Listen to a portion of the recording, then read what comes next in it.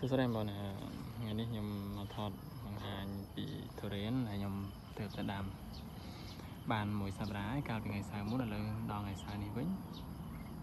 បានមួយសប្តាហ៍ហើយបាទអញ្ចឹងដាំនេះគឺខ្ញុំលើកដីប្រហែលជាកន្លះម៉ែត្រមាត់រង្វង់វាជុំវិញ1ម៉ែត្រណាបងប្អូន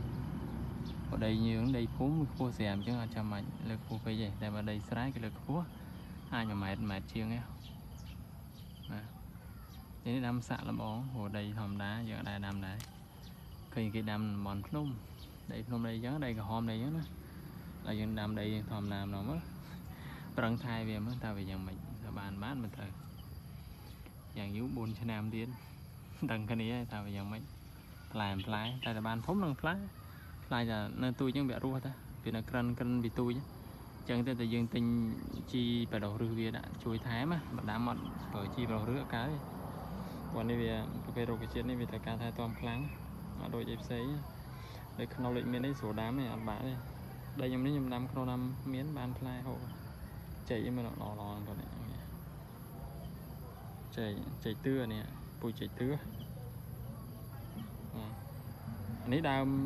នេះម្ដង3ដើមនៅក្នុងម្ដងទៀតនេះដើមទី2ឃើញថានៅសភាពល្អដើមបានមកទៅដែរបងប្អូននោះឃើញចេញត្រួយណាត្រួយអានេះវាបែកច្រើនគួរសមណាមួយវិញបែក3ឥឡូវបែកច្រើន3 4តាមមកទៅដែរដាំលើកកន្លះម៉ែត្រមកកំពុងជុំវិញ1ម៉ែត្រមក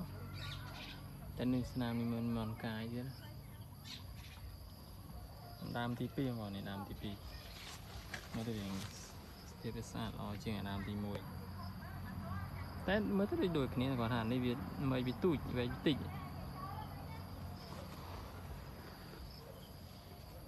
ដើមទី3មិញពីដើមនោះមើលហើយដើមបានមកទៅđấy cái ngày sau rồi ngày sauវិញបានទៅđấyសារៀន